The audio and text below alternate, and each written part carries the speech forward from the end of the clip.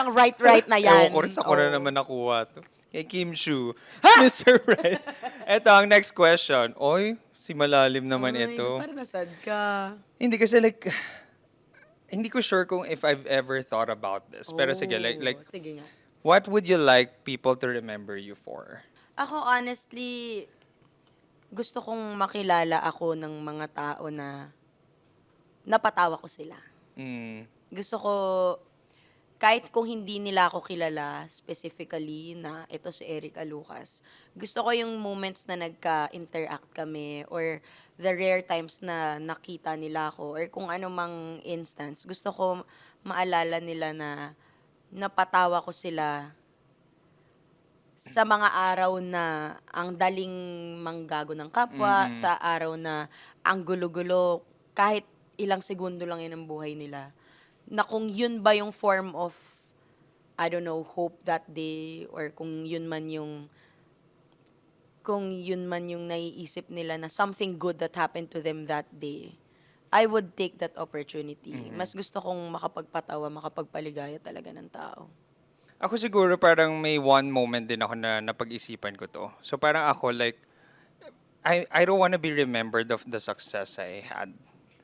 Kung umabot naman na ako sa point B. But gusto kong maalala ako ng mga tao na naging parte ako ng buhay nila and I was there.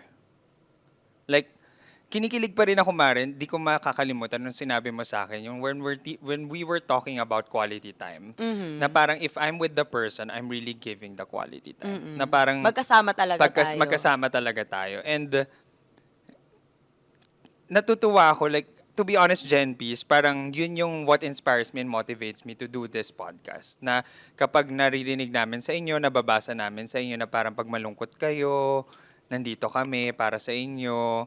Pag nade-depress kayo, pag nag-aaral kayo, in every situation you have, like, parang napapangatawanan talaga namin na we are your therapy. And for me, I wanna be remembered as the person na nandyan.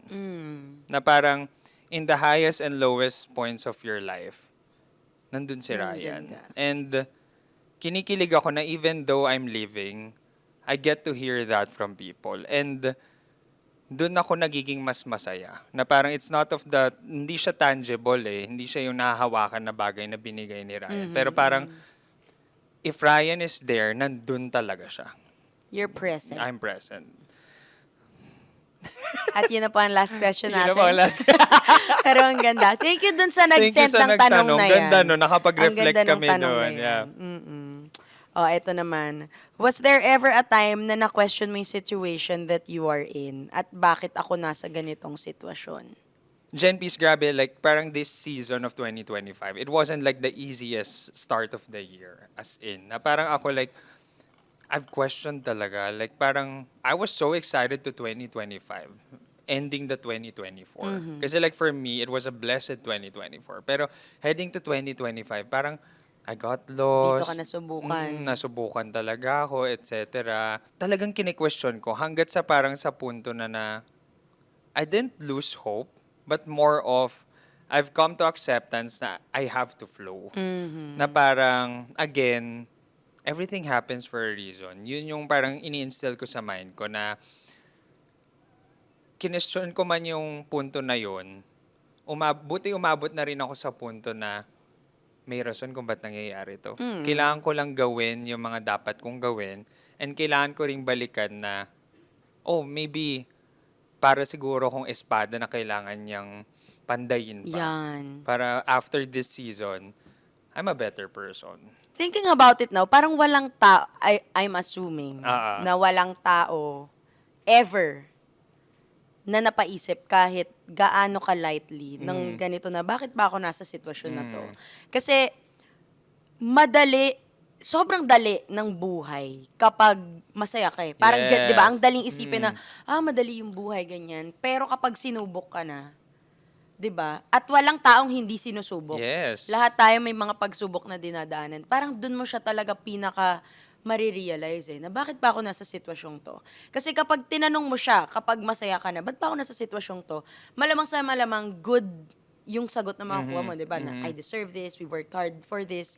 Pero kapag nandun ka sa lowest of lows, tas tatanungin mo, 'di ba, na bakit ba ako nasa sitwasyong Mhm. 'to? And hindi rin laging instant yung sagot. Madalas pa sa madalas, ilang taon bago mo malaman kung bakit nangyari yung ganong Mhm. bagay. So, feeling ko lahat naman tayo may ganong sitwasyon. And I'm just hoping for the best na tayong lahat ay makakapit hanggang dumating yung point na may kasagutan sa bawat tinanong Yes, natin. Kasi yes. hindi rin lahat nagiging strong enough Mhm. na talagang kakapit para malaman yung Mhm. rason. So, I'm just hoping and praying for a better world, Mhm. a less cruel world na Yeah. talagang lahat tayo aabot sa puntong masasagot natin yung mga tanong natin. Na nandun Ganda. tayo, malalaman natin yung sagot talaga. Ayun. Let's hope for I love the that. questions Ang of our ganda, ang Gen ganda. P. Grabe talaga ang Gen P is very ma-wisdom. Eto, natawa ka rin kasi Gusto mo from na from sa akin? mabigatan, talaga namang naging light ang ating O mga sige, katanungan. Sa'yo feeling ko muna. mas walang kwenta tong sa akin. May mas walang kwenta ba sa what happened? Ata, Ano? pwede pa kiss. Uy, kanino? Si Ryan pala yung target market nung tanong na yan. Kasi kailangan, Bak namimiss niya na. Namimiss mo na ba ang kiss, Ray? May hindi lang kiss.